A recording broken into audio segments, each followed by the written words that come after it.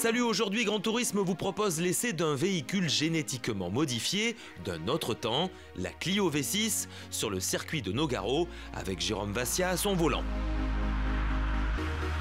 Côté actu, le Festival international automobile fête sa 30e édition avec la révélation de la plus belle voiture de l'année 2014. Côté sport, Superbès, au cœur du Massif central, qui accueille la manche 6 du Trophée Andros. Plus une seconde à perdre, contact, c'est parti!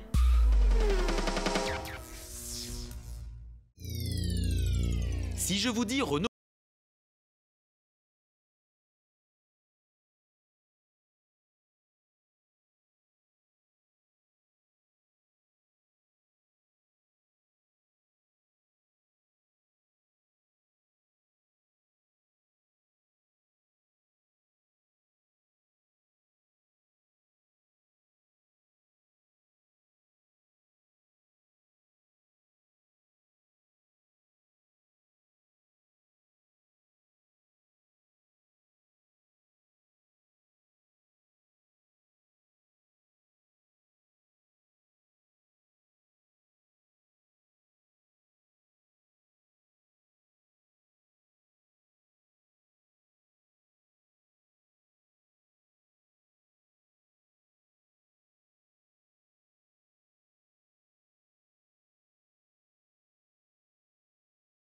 pilote instructeur du circuit Paul Armagnac. Alors je vais l'essayer, j'ai jamais piloté cette voiture, elle n'a pas très bonne réputation, il paraît qu'elle est un peu joueuse, un peu piégeuse. La piste est grasse aujourd'hui à Nogaro, mais je suis en forme. Est-ce que je vais réussir à la dompter? Je serai prêt à mettre un petit billet? Je pense que oui.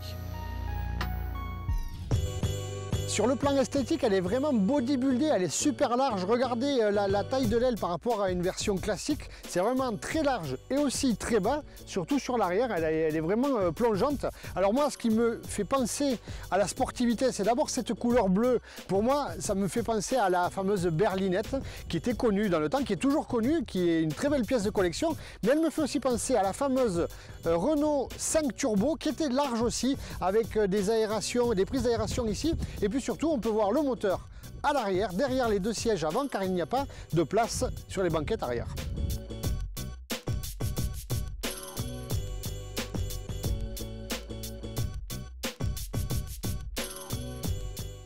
Tout d'abord, je suis vraiment étonné de la qualité du vieillissement. La voiture a plus de 10 ans, elle sert de très nombreuses journées sur le circuit de Nogaro et franchement, tout tient bon. Il n'y a pas de traces sur les sièges, les moquettes ne sont pas trouées, donc ça c'est vraiment un bon point. Je suis étonné, c'est vraiment super agréable. Alors ensuite, l'intérieur c'est pas une vraie voiture de course, certes c'est sport, il ne faut pas oublier que la voiture a 10 ans. Alors il y a des éléments comme l'aluminium ici ou le tour du levier de vitesse, le laqué à l'intérieur. Ça fait sport, le volant lui n'est pas très sport, d'ailleurs il se règle qu'en hauteur, il ne se règle pas en profondeur et du coup là je pense que je suis un petit peu trop loin du volant. Et les sièges qui sont de bonne qualité comme je le disais tout à l'heure, à mon avis ne seront pas forcément super enveloppants car trop confortable. Là je suis bien installé mais c'est pas une attitude course, on va voir ce que ça donne à l'utilisation.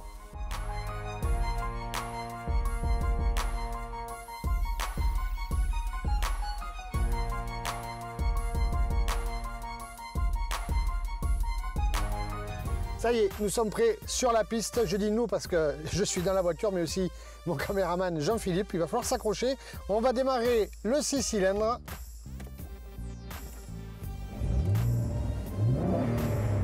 Alors le moteur est juste derrière. Il est très présent dans l'habitacle. C'est pas pour nous déplaire parce que là, franchement, on est à Nogaro sur un circuit. C'est pour faire du sport. Et comme d'habitude, sur route classique, on ne peut pas se le permettre. Là, on va le faire. Départ, arrêté. La longue ligne droite de Nogaro, attention. Allez, c'est parti. Pour une VMAX. Troisième, 110 km/h. Quasiment 7000 tours. Ouh là là là, ça pousse. Quatrième, on est quasiment à 180. Et il faut commencer à freiner déjà, la piste est humide. Ouh là là, c'est chaud. C'est sur des œufs. Ah, ça fait du bien. 180, c'est rare. Alors, avec cette Clio V6, qui est une voiture école de pilotage, deux types de pilotage. On va essayer de faire un pilotage classique, pur, style circuit, des trajectoires tendues. On dose l'accélérateur, on essaie de vraiment pas perdre de temps, on regarde loin. Si la voiture glisse, les secondes, les dixièmes s'envolent. Voilà, on dose, hop, ça part un petit peu, les freinages légers en appui. C'est très efficace. La route est vraiment grasse, ça va pas très vite, mais c'est ce qu'il y a de plus efficace. Voilà. L'autre pilotage, vous vous en doutez bien, avec une propulsion, une piste mouillée, qu'est-ce qu'on peut bien faire? Verdict.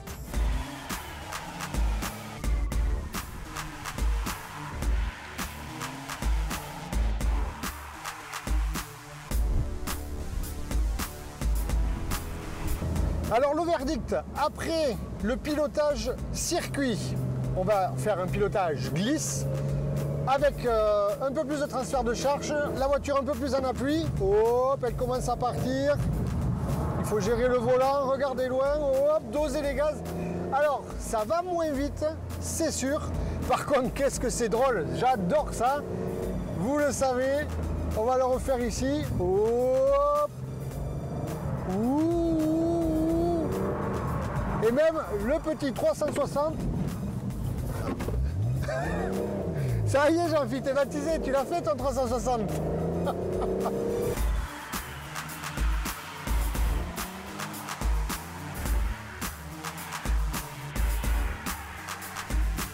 Pour parler sérieusement de cette Clio V6, il ne faut pas oublier qu'elle a plus de 10 ans. Le seul gros défaut, c'est l'absence d'autobloquant. Alors c'est pour ça qu'elle a sa réputation, je pense, c'est que dès qu'on est en glisse, comme on l'a vu un peu aujourd'hui, eh bien avec l'absence d'autobloquant, les roues ne tournent pas forcément à la même vitesse. Du coup, la remise en ligne est plus compliquée puisqu'il y a une différence de vitesse. On peut prendre ce fameux coup de raquette qui est un peu dangereux. Sinon, quand on sort parfaitement en ligne, c'est très ludique. Le moteur, c'est plaisant. La boîte, c'est pas qu'elle a du jeu, mais c'est un peu long. C'est sûr qu'en 10 ans, ça s'est beaucoup modernisé et les constructeurs font mieux maintenant.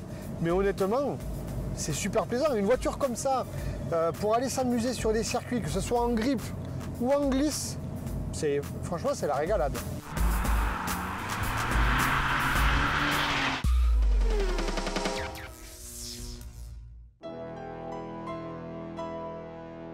Dans le cadre majestueux de la Cour des Invalides à Paris, la 30e édition du Festival automobile international a récompensé par ses prix l'automobile. Ce festival ne déroge pas à la tradition, avec, en point d'orgue de cet événement, l'élection de la plus belle voiture de l'année. Mais aussi d'autres, comme le prix du supercar de l'année, décerné à la Mercedes AMG GT, aussi sportive que belle. Après délibération, le jury du Festival automobile international, présidé par l'architecte Jean-Michel Villemotte et la créatrice de mode Chantal Thomas, a littéralement succombé au charme de la nouvelle supercar de la marque à l'étoile. Présenté en première mondiale à Affeltelbach, en Allemagne, en septembre 2014, à l'usine de production des mythiques moteurs AMG, le Mercedes AMG GT a fasciné le monde automobile dès ses débuts. Ce succès s'est par la suite confirmé lors de son lancement au Mondial de l'Automobile de Paris en octobre 2014. Le public, venu en nombre pour admirer la nouvelle création des ingénieurs du département AMG, n'a fait que confirmer l'engouement pour ses lignes sportives, sa poupe ramassée et son long capot, caractéristique des sportifs de la marque introduite dès 1954 par la Mercedes-Benz 300 SL Gullwind, première supercar de la marque. Le Mercedes AMG GT n'a ainsi pas cédé de terrain à ses concurrentes, en lice pour ce prix. En effet, les Ferrari California T, Jaguar F-Type R Coupé et Porsche Targa 4S ont dû s'incliner face à la marque à l'étoile. Mercedes AMG montre donc une fois de plus que le meilleur sinon rien n'est pas un slogan, mais bien une philosophie qui imprègne chacun de nos modèles. Le prix de la plus belle voiture de l'année 2014 distingue le design, élevé au rang d'art à part entière, ainsi que l'émotion dégagée par l'automobile. Cette récompense a été décernée par plus de 100 000 internautes présents dans 59 pays qui ont voté et élu avec 28,60% des suffrages la Jaguar XE. Pour la petite histoire, la Jaguar XE fut dévoilée en avant-première lors du Mondial de l'Automobile de Paris en 2014. Elle redéfinit le concept de berline sportive. Disponible à la commande, la Jaguar XE arrivera en concession en juin 2015. Son tarif débute à partir de 37 000 €.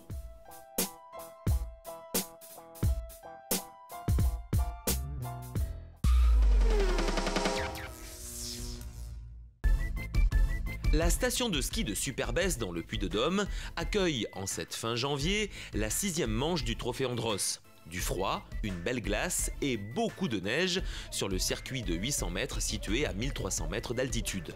Au départ de cette course disputée de nuit, Jean-Philippe Desraux s'élance de la 7e place et remonte petit à petit, car avant cette épreuve, 11 points séparés Desraux de Panis. Olivier Panis, sur Toyota Auris, remporte cette 6e étape du Trophée Andros. Grâce à un travail d'équipe remarquable, avec le team belge WRT, il domine jusqu'au dernier tour cette dernière manche. Cela ne suffira pas pour battre le quintuple vainqueur, Jean-Philippe Desraux sur Mazda 3, qui décroche à Superbès son 6e titre et apporte la première à Mazda. Parti en tête de la finale, Olivier Panis creuse rapidement l'écart sur le peloton emporté par Franck Lagorce sur Dacia et Bertrand Ballas sur Mini. Jean-Philippe Desraux, qui devait à tout prix finir 4e ou 5e, profite du premier virage pour dépasser Jean-Baptiste Dubourg sur Clio et remonter à la 4e place. Il arrache ainsi le titre du Trophée Andros 2015. Jamais un trophée Andros n'aura été aussi indécis, il aura fallu attendre le passage sur la ligne d'arrivée de la Mazda 3 lors de la toute dernière course pour connaître le vainqueur 2015. Olivier Panis se devait de remporter la course de Superbès avec le record du tour à la clé pour mettre la pression sur Desraux qui ne devait pas finir au-delà de la 5e place. Mais Desraux réussissait un premier tour efficace qui lui donnait la 4e place, synonyme de victoire finale. Ainsi, un seul point d'écart entre le premier et le second, du jamais vu sur l'Andros. Le Toulousain Jean-Philippe Desraux gagne son 6e Trophée Andros. Salut, excellente semaine et à très bientôt.